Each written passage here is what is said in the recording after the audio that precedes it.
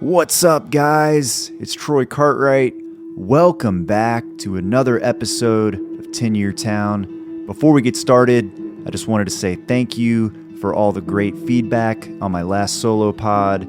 If there are any topics you want me to cover in the future, send me an email, troy@10yeartown.com. I'm always trying to make new and interesting stuff that provides value to you guys, and I appreciate it. Thanks.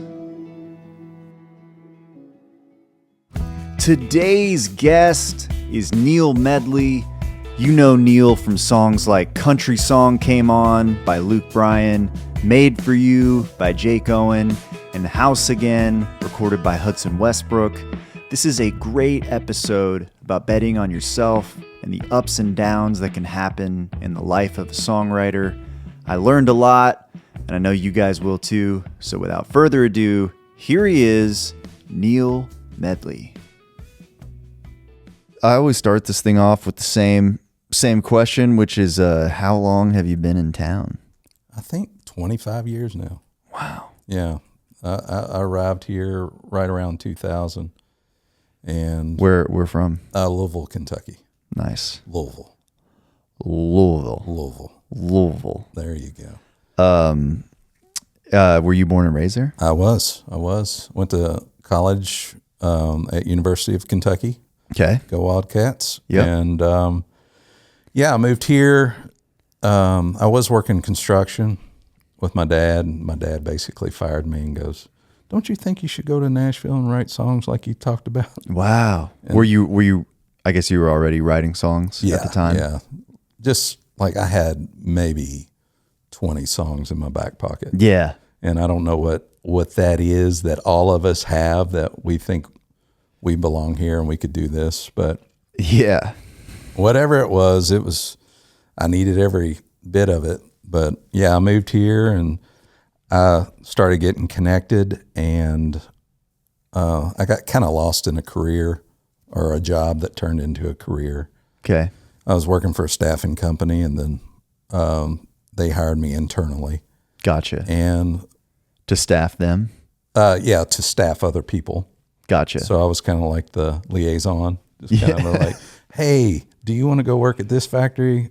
Be there at 8:00. So, and then they hired this woman to run the whole branch, and ended up being my wife. Wow. So kind of that connected to that, and then we got married, had a child. And were you still writing songs at this point? Not very much. Okay. Because I'd gotten away from, like when I was interning, or not interning, but temping. Yeah. They were putting me at record labels, and I was meeting all these different people. Oh, wow. So I was working front desk. So I'm understanding better. So you initially started working there like as someone being staffed. Yes. And then you became the person staffing other people. Gotcha. So, and then you had some leadership qualities. I did.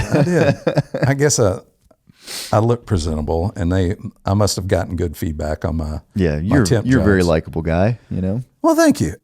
This is I think people are always curious. I know we tend to like glance over that part of our journey, but like you moved here to write songs, and then it's like, well, I gotta pay the bills. Yeah. So you get a job, and I think it was that, and I was a little scared, to be honest. Yeah. I mean, you get here and you realize how good everyone is. Mm-hmm. Then you're going, okay, I told everybody back home that I'm moving here to write songs. Yeah. And now I got to do it. And how do I do it? Like right. I didn't have a plan, really. It was just get in an apartment and then figure it out. Right.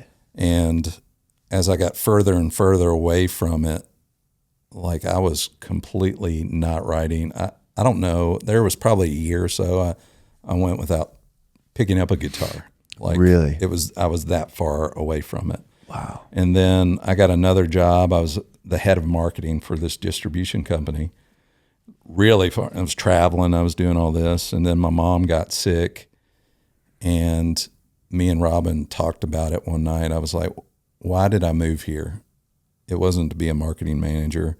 It was to write songs. Yeah. And she allowed me, she was like, take a year, go chase it. Yeah. I got you. She works for a bank. Yeah. And she goes, I got you for a year.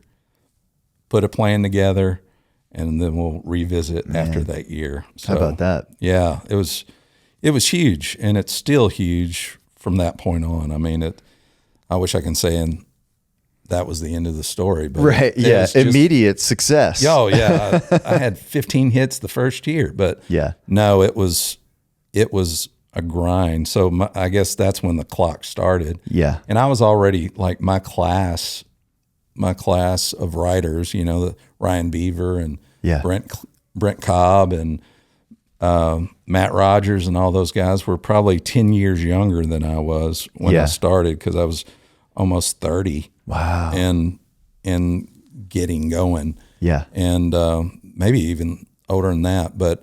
And so I was hanging out with younger people, which is always great. And but yeah, I started that year, turned into 2, because I'd made some good contacts. I met Brent Cobb. We were writing great songs. And then I think it was year 2 I got my Luke Bryan cut. Wow. On the Tailgate Blues song. Yeah.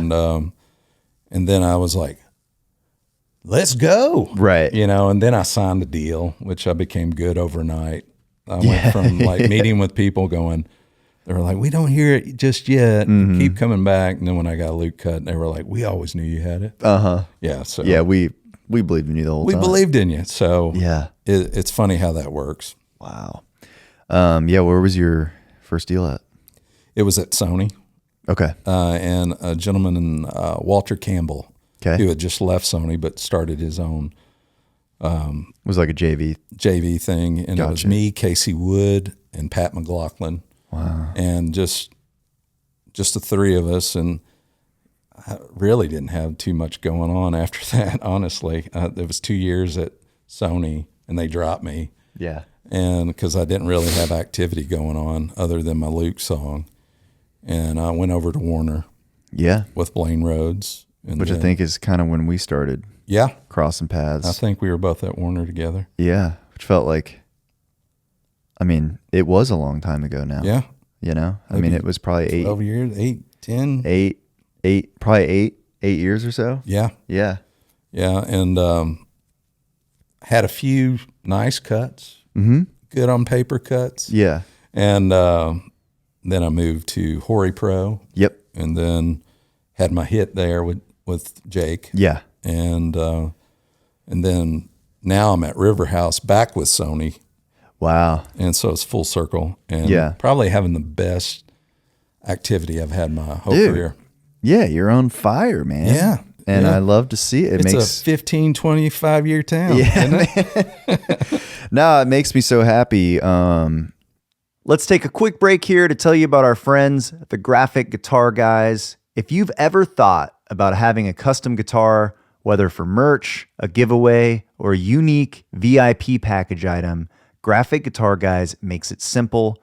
They've worked with some of the biggest names in country music, handling everything from the guitar to full color graphics and shipping, and it's all for one easy price. They're also a great option for album pre-sale bundles or fan collectibles. I've worked with Scott and the rest of the team myself, and they really do make the whole process effortless. Check them out at thegraphicguitarguys.com. Now, back to the show. I don't know if this is like, hopefully this isn't like offensive to you at all. It's like kind of these, it's like a lunch pail working class songwriter that just like gets up and you do the thing every day. That's exactly it. Yeah. And like when it works, it's just, I don't know, I feel like it's validating for you, but it's also validating for, there's a lot of people that are waking up and writing songs every day and like wondering, is this doing anything? Yeah. I mean, and it just takes a while. And I think, it's also validating for my wife, which is always nice because, it's not easy. I'm sure you're married. Yeah. And it's hard sometimes to look her in the eye and be like, I'm still doing the right thing. Yeah. And I mean, the peaks and valley of being a songwriter can be pretty harsh. And like I went from the Jake song to not having anything until like a year and a half ago. Like, I mean, I had little cuts here and there, but Right.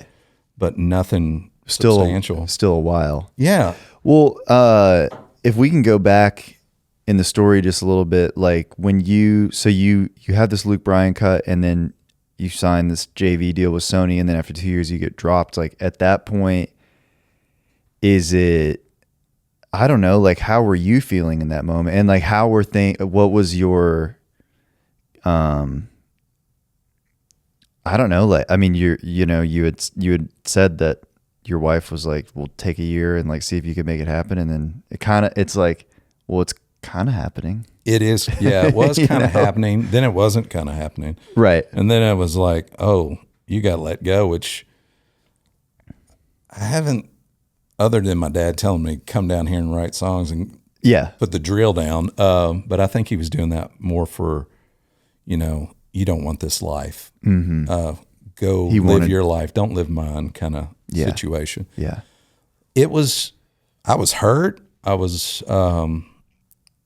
confused because I felt like they would give me more than 2 years, but at the time they had just merged with EMI. Mm-hmm. So it was like a avalanche of like the peach pickers came over and all these different people.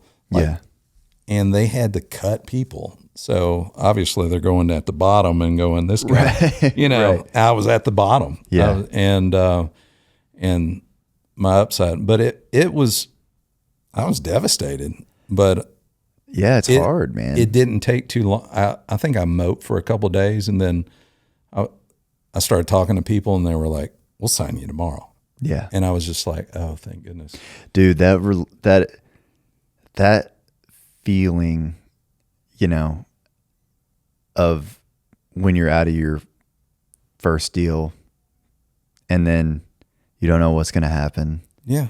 And then somebody comes up to you and says, hey, what's going on? Like, we'd like to talk to you, or we'd love to have you over here. It's like, I don't know. I mean, you kind of can't believe, I couldn't believe it when it was happening to me, No, you can't. You're just like, it's almost like, oh, thank God. Yeah.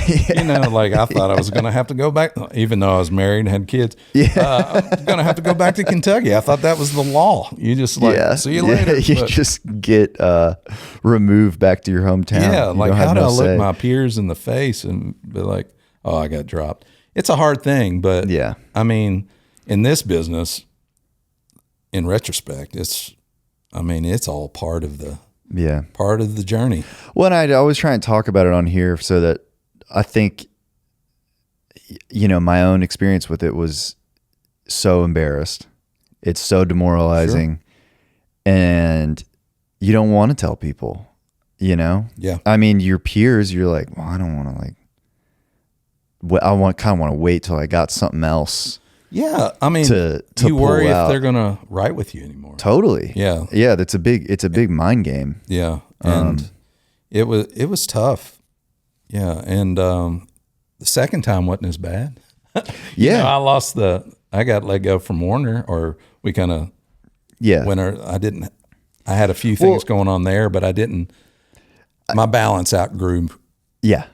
What they were expecting out of me, so I understand it. It was easier to take the second time, but you still wonder, was that the last deal? Yeah. And for people that are listening, like there's just, when you get a deal, they start paying you money. And at a certain point, your balance grows if you're not having any activity. If the balance gets to a certain number, which nobody knows what the number is. Yeah. It's very subjective. Yeah. Sometimes they start freaking out. And then it's also weird because you don't ever really get fired. No. Your option is up, or maybe your deal is over, and and they have that option every year. Yeah. And we have no in most option. deals. Yeah. Yeah. So, I mean, we live year to year, and the last 8 years of my career, I haven't been worrying about that. But the first 8 were, is this the year? Is this the year? Yeah. But luckily I've had some good activity where I'm not worried about that as much, and I can relax and focus on what I need to focus on, not wondering what's going to happen in July or whenever that that year. We always know in the back of our heads, like when the deal's up. Yeah. You know? Yeah. It was like, at least we start thinking about it the day after it renews. And you're like, okay, what is going on? I got a year to create something. Yeah. Well, what do you think, having been doing it for a while, like, is there anything, because this is something that trips me out. I will look back at, 2023. I'm picking a random year, and I'll look at all the songs I wrote, and sometimes I'll have been organized that year so I can see which ones something is happening with. Yes. And I never really can pinpoint what I did. Does that make sense? Like, I'm like, well, okay, I want more of this result, which is activity, but what did I do to create it? And I never really know the answer. So I just go back to waking up and going, I just need to write the best song I can today, because that's all I can control. Absolutely. Do you feel that as well? I do, but however, I also feel if I do look at my year, this is how I think they're waves.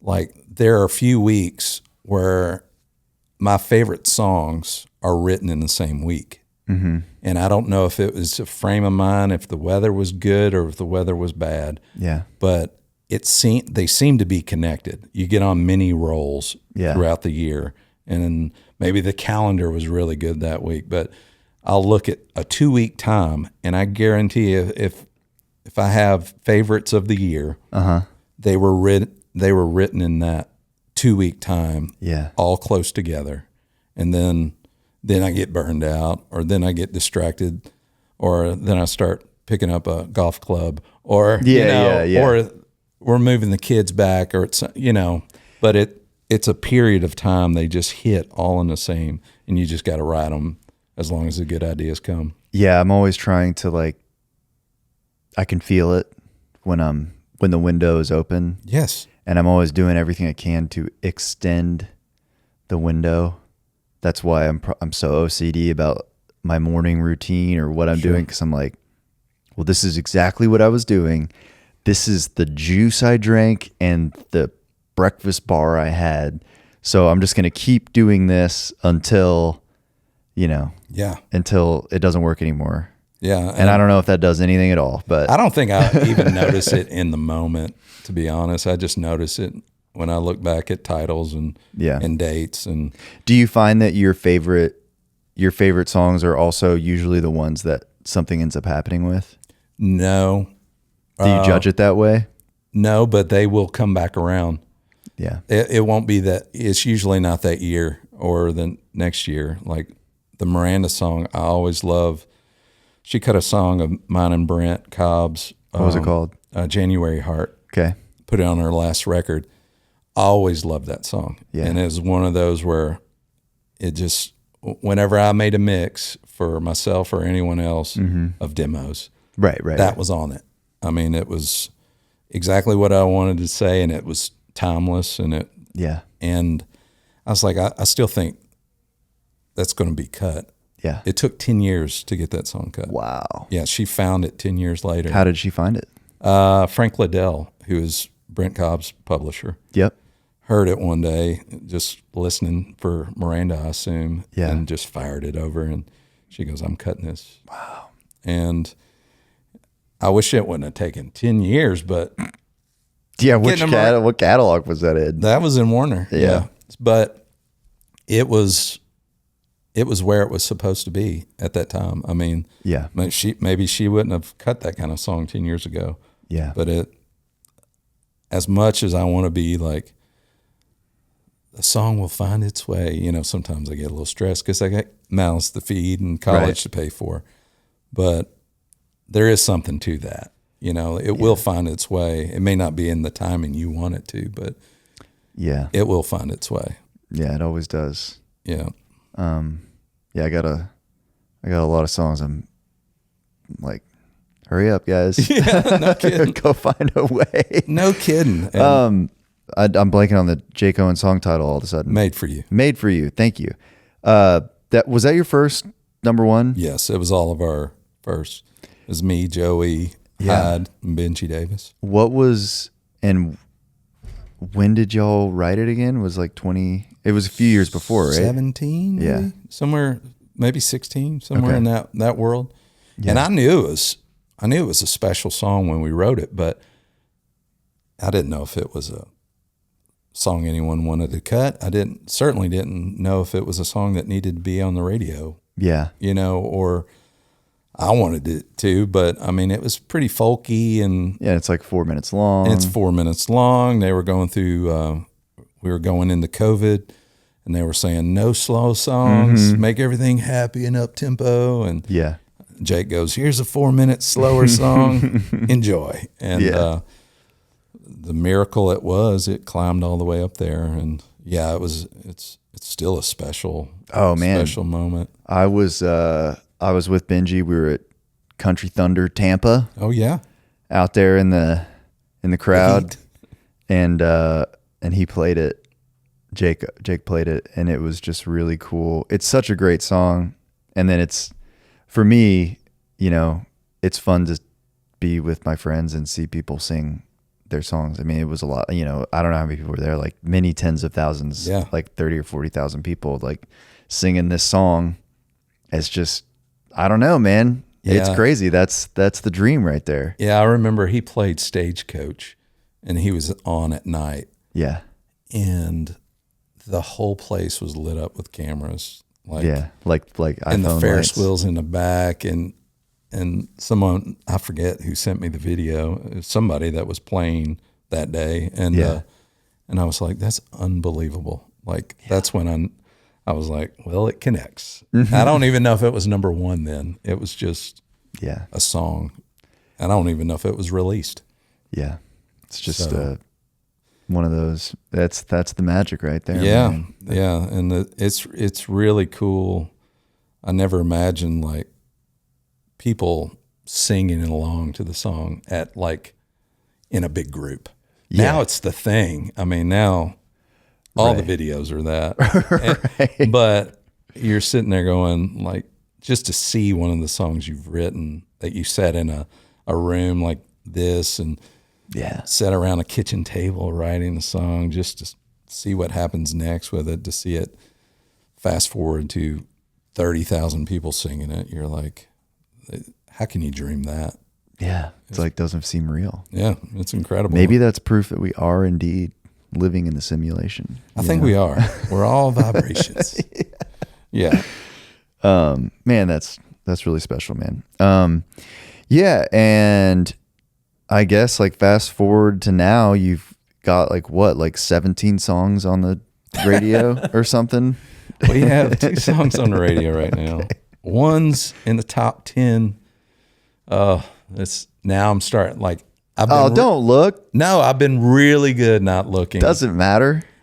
You already made money. Well, it's still fun now. Like now I'm going to worry about it. That's just my personality. I'm not going to worry about things until I need to worry about them, which I don't need to worry about it right now, but I am worried. So what you're talking about is like referencing the chart position. Yes. Now there are different levels of this insanity. So are you on the like pro media-based subscription where you can see the real-time spins? No. Okay. No. Because I feel like that's actually too one far. of the co-writers for the Luke song, country song came on. He got, is it All Access or something like that? Something like that. Yeah. So I don't know how to use it. All I know is how to see like the chart right now. Yeah. So I do check that once a week, usually on the weekends. Yeah. Be like, where are we at? Where are we at? And, because a number one is amazing and it's a miracle. Yeah. But something tells me in my brain tells me one's an accident. Mm-hmm. Two's not an accident. You're just talking about in terms of like number ones or hit songs or whatever. Yeah. So, there is a little like, I want to prove that it wasn't an accident. Yeah. But then again, there's nothing I can do. Yeah, it's not a lot of control that you have. Yeah, I've already done my work. It's just God and Damon Moberly over at the the promo team at Universal to take care of all the other stuff and all the radio people to think it's good enough. And well, it's doing great. So I'll take it. Yeah. Who did you write that song with? Ryan Beaver and Dan Alley. Wow. So that's the beef, man. We've been the three of us have been on a pretty fun little run here, and like we'll pair off. Like they'll write one, they'll get it cut. Me and Dan, one time, me, Beaver, and Dan, we have a monthly thing going on, and try to do it as much as we can, if not, but at least monthly. And we were supposed to write on. It's always a Monday, and Beaver goes, "Man, I got a schedule conflict. They double booked me." So obviously he had a better write. And we were like, "That's cool." So we brought in Brandon Kinney and we wrote the song. He went to work and John Party cut it. Wow. So we played last night, the three of us at the listening room, and I reminded Beaver that he could have been on this song if he would have just kept his appointment. Yeah. But then I had to cancel on them, and they ended up getting a Hudson Westbrook cut. So it all works out. It all evens out, man. Yeah, but yeah, those two guys, I've been having so much fun writing with them. Yeah. And a lot of it's resonating. I'm just glad, the bro country phase is kind of gone and phasing out. And it's kind of, the music has swerved back into our lane where we have a decent shot. How long do you think you've been writing songs with Ryan Beaver and Dan Alley? Dan's fairly new. Okay. I met him through my current publisher, Riverhouse, so no more than 4 years with Dan. And the first song we all three wrote was Country Song Came On. Wow. And Ryan Beaver, I think we go back to 08, 09. So he was in the class, but he was coming back and forth from Austin. Yeah. So, and then we kind of stopped writing for a while, and then we got back in the groove. Yeah. About 6-7 years ago, and we've been writing like every month since. Man. Yeah, it's just, I don't know, I'm just trying to remind myself, some of these combos that I've been doing some of these people you've written 40, 50, 60 songs with, it's like, maybe it's just not time. Like, you keep doing it because you're enjoying it. I wouldn't write 40 songs with somebody if I didn't think that's it was the good. Point. Like, I think I've talked myself out of relationships, unfortunately. Because it just hadn't happened yet? Or it just wasn't happening at that moment to where maybe we didn't get a good song in like 3 or 4 writes or whatever, but I still enjoyed the day. Yeah. And there were still great writers. And maybe my publisher was saying, hey, let's try something else. You're dedicating a day a month to this person. Yeah. You got to manage this a little bit better. But I mean, the people you love, you just stick with them and you just see what goes, man. Yeah. And I think Dan Alley has been one of my biggest blessings, in the last 4 years of just, I don't have to explain anything to this guy. Like, there's a symbiotic kind of relationship. Yeah. We know the type of song. Same with Ryan. We all know what we're going to write when we get there, and we're all excited to write with each other. Yeah. Instead of just reaching for these A-list writes and trying to be with the who's who of songwriters or the hot person. Like, focus on your core group, the people you love writing with. I guarantee you're going to get a better song. Yeah. Well, and then you're going to become, a couple things happen.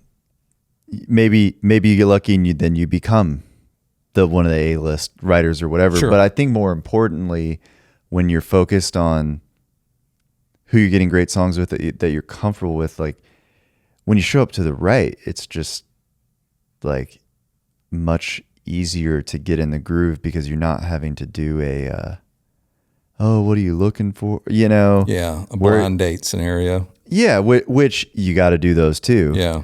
But my favorite days are always with the homies, you know? Yeah. And I think I'm a different writer in those rooms. I'm very, I feel the room out. And if I need to be the laid back guy giving you the line or rewording the line, or if I need to be, you know, that's usually how I am. I'm very passive with bigger writers, or maybe I get intimidated, or I don't know what it is, but I know exactly what you're describing. I'm not the same writer as I am with my friends who know me and who know how I write. But it is nice to be free and be the person you are. Like, you can let your influences out a little bit more. Like, all my influences were Texas guys. Yeah. You can let your Texas country, your Guy Clark. Let your Chris Knight out. Let my John Prine out. There you go. They understand it. They're not going, why are you saying stuff like that? Yeah. And by the way, I know that Chris Knight is not a Texas guy. No, he's a Kentucky guy. He is a Kentucky guy. But I associate him with the Texas country music scene for some reason. I don't know why that is. No, I think he's been adopted into that world. Yeah. I think that's a perfect spot for him. I just wanted to clarify that. I knew that he was not from Texas. You got your cred. Yeah. Yeah. Yeah, man. That totally makes sense to me. Yeah. And I think, so me and my team have been focusing on more of those rights, comfortable rights, but still strong value rights, or whatever you want to call them. Like, people that still take it as seriously as I do, and still, are still working and grinding as hard as we are. Yeah. And, but comfortable. Like, you don't have to have a lot of chit chat, even though you look up 3 hours later, you've kind of bullshit the whole day. Yeah. And you're like, oh, listen to this song we wrote in the middle of conversations. Yeah. It's a really good feeling. And it makes it more enjoyable. I think it can make it for a better song. Hopefully it does. Yeah. It's just energy transfer, right? Yeah. So, so tell me a little bit about, I don't know. I feel like it was just maybe a year ago. It was maybe a little bit longer, but there was like this kid named Hudson Westbrook, and people, I mean, he had just started co-writing. Yeah. I think. And then here we are, not very much time later, and he's like pretty huge. He's gigantic. I mean, and you're right there in the middle of it. It's been honestly the most fun thing I've watched, because I know how hard that kid works. I'll call him a kid because I'm probably twice his age, but I definitely am. But he works so hard, and his learning is just hyperspeed. He has learned so much in that year, and he's just doing everything like a lot of us don't want to do. He's doing the videos, the TikTok. Yeah. He writes, he learns the songs. He's figuring out guitar for the most part, and it's been amazing to watch, and to be on the ride has just been crazy. Like, what was the first song? When did y'all write your first song together? I think it was about a year ago. Yeah. About a year ago. And it was House Again. Really? Yeah. First song, me, Dan, and Hudson sat down, and Hudson had the idea, and he was saying it different. I can't remember how it was. You make a house a home or something like that, or you make a home a house. And he was talking about his parents' divorce. Mm-hmm. And so me and Dan just kind of did our thing. Yeah. And we just worked through this song.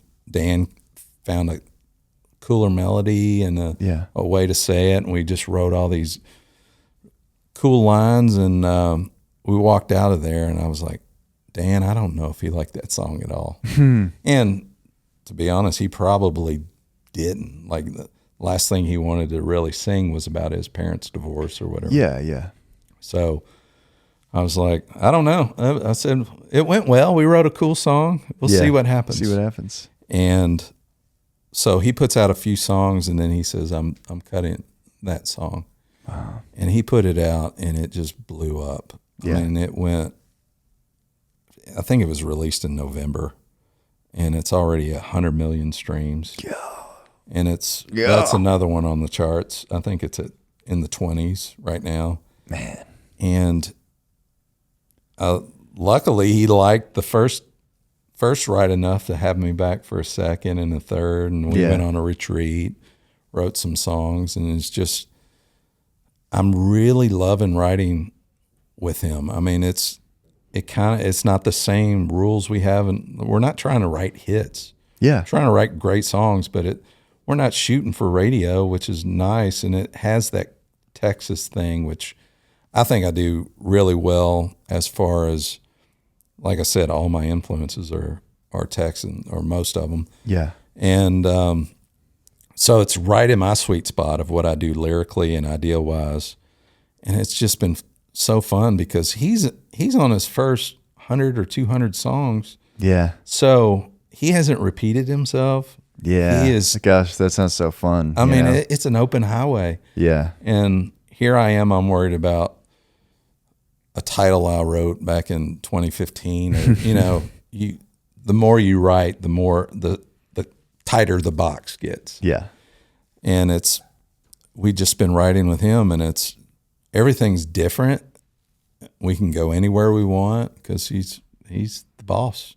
Whatever he wants to say, we can help him say it. So, yeah. And he's a great kid. He's very thankful for what we offer him, and he lets us know, which is very kind, because there's artists that never say thank you. That have cut my songs that wouldn't know me from Adam. So I mean, it's been a really, really great relationship. Yeah. Yeah, all the things you're describing sounds just like one of those, the way we all hope it can be, where it's like somebody comes in with an idea, and then together we all work to make the idea into a song that is hopefully, relatable. I mean, there's universal appeal in telling your specific story, right? Yeah, and he's got his finger on the pulse of what he wants to say and what his fans want him to say, and that makes it so much easier. If we get little off the shoulder of the road, he'll knock us back right where we need to be. Yeah. And that takes the guesswork out of it. That's really cool. And it's working, which is no doubt, man. Amazing. Yeah. Yeah. What kind of stuff do you do to stay inspired? I watch a lot of movies. I listen to podcasts a lot. I listen to this podcast every time. Yeah. So thanks, man. Well done. Appreciate it. But I listen to a lot of good country music. The Isbells of the world. I'm more lyrically. I love stories. I love story songs. Yeah. So I listen to those. I walk. I work out. I play golf. Do you listen to stuff while you walk? Yeah. Okay. And then some days I like the silence. I like the birds chirping. I like the footsteps on the concrete. Yeah. And then yeah. you start hearing the melodies in the streets, and you're like, oh, what is that? And then you got your phone and you're doing your voice recorder out. No doubt. And bring it in. And everybody goes, what in the hell were you thinking on this? Oh, dude, sometimes I'm in the right. I'm like, what? Yeah. What key was I in? Yeah. Like, is this, it's something I'm just breathing into a microphone. I tell you, the best is driving. I love going home to Kentucky. Yeah. And hopefully, if I'm by myself, there's a lot of steering wheel drums, little dashboard taps. Oh yeah. And a little beatboxing, and then I could see it, man. Yeah, just me and the Honda rolling down the road and just coming up with different things. So, but great music inspires me. I mean, and then taking a break from it inspires me. I got to just walk away, or I got to do a different whether it's doing a show, Yeah. doing the marketing behind the show, or a few years ago I did my own record. Mm-hmm. That really unstuck me. I was stuck creatively for a while, and doing that put the creativity Gave you a little spark back. right back. I enjoyed music again. I think that I wish more songwriters would take the time to make records. I think it is so valuable.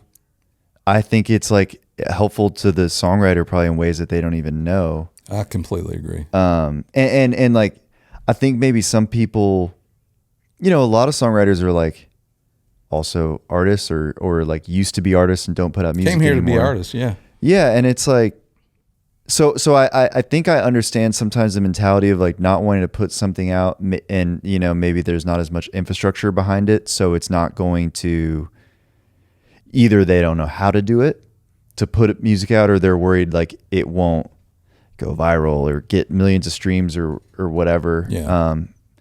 But I just don't think any of that. It does not matter one bit. I just don't think it matters at all, because you don't need that. That's something that I've learned with this podcast is you don't need a million people to listen to it.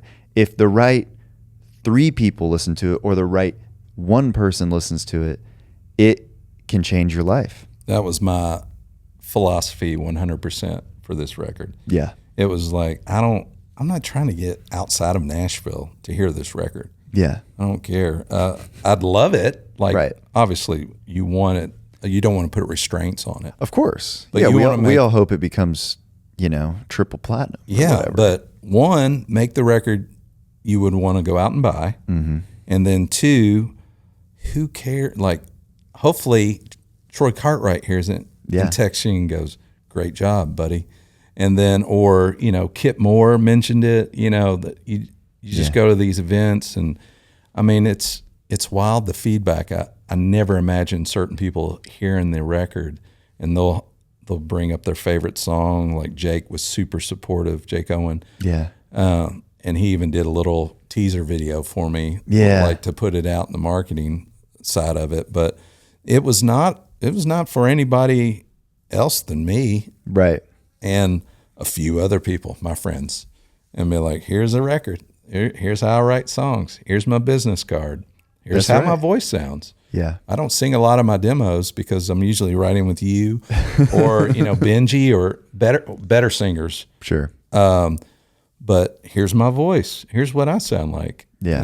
And it was awesome. I don't regret anything. That's so cool. It's a great record, man. I enjoy it. And, it is expensive to do, to relight creativity. It's a expensive way, and it does take a lot of time, but I don't regret $1 or a minute I spent promoting it or talking about it or whatever. I mean, it'll be there for my girls to hear it.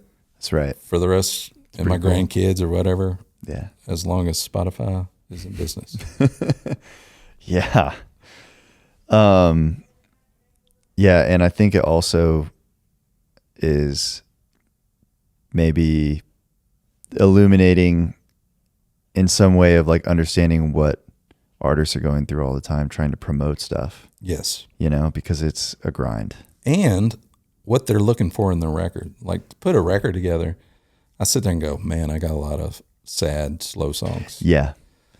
All right, I need a little tempo. I'm not saying I have written more tempo since this, but I do think about it more now, because it's like, my goodness, I can't have 15 ballads or 12 ballads on a record. But wouldn't you love to do it? I think Cameron Marlowe did like the all sad songs, which are I like that record. And I'm like, good on you, buddy. I love that.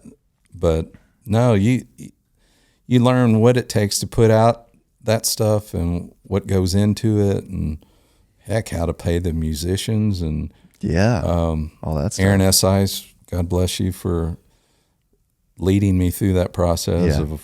He's a great producer, man. Yeah, and it was the greatest experience in my career. Fun. Before we get out of here, I always like to ask if you could go back to younger you, who was just getting started, driving down here from Kentucky. What's a piece of advice that you would give him? That's a good question. Don't be scared. I think I wasted a few years being intimidated by the town. Yeah. I think everybody's a little intimidated here, and just go chase it. If I think about, it's a big hypothetical. Like, if I would have started a little bit earlier, how far would I be right now? Yeah. I might be in the same spot. Sure. I might not have my wife and children, or at least the same ones. Yeah. But don't be intimidated by this town. And I mean, I'd give myself a bunch of advice, and then I'd probably take some advice from that younger me. Oh yeah. They probably had it more figured out than I do now. It's just, it's especially on the creative side of things. Just back then you could write whatever you wanted. Now you've got your rules, and yeah, too much. You know the curse too of much. knowledge. Yeah, sometimes that is a real thing. Yeah.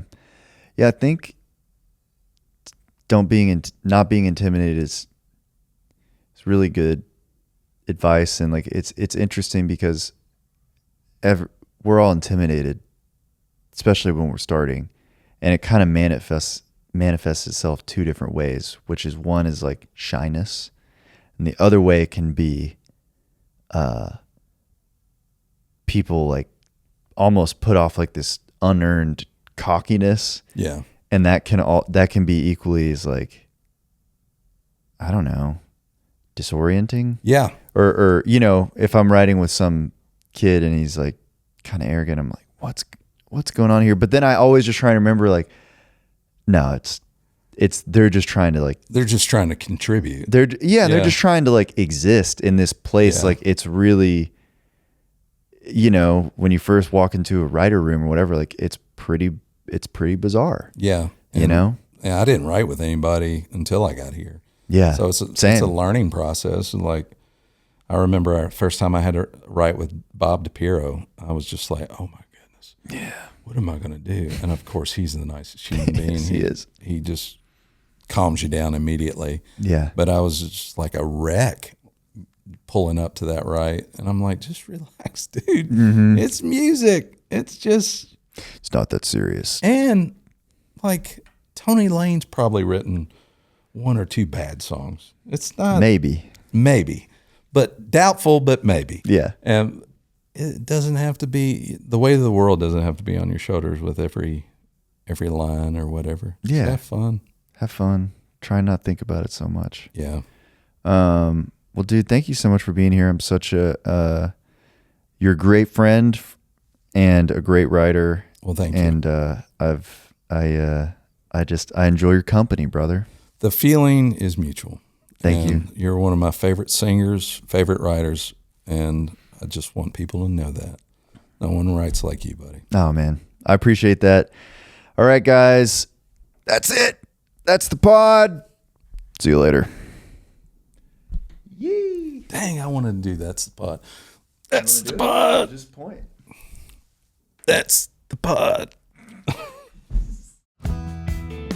Thank you so much for listening to this episode of 10-Year Town. If you're still listening, you must have liked it. So we hope that you will leave us a rating or review on Apple or Spotify, or give us a subscription on YouTube. It's all free. Don't cost you nothing. But we appreciate you being here, and thank you for supporting the 10-Year Town community. See you next week.